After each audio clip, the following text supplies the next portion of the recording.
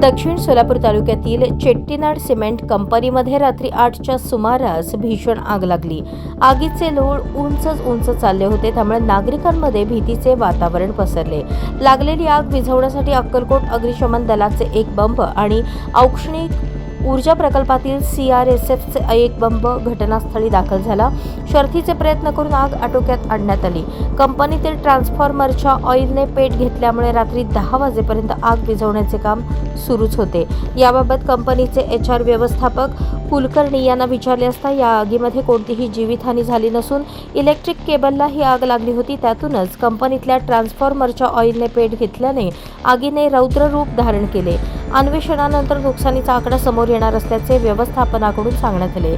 घटनेची खबर कळताच वळसंग पोलीस ठाण्याचे सहाय्यक पोलीस निरीक्षक राहुल डोंगरे हे घटनास्थळी दाखल झाले।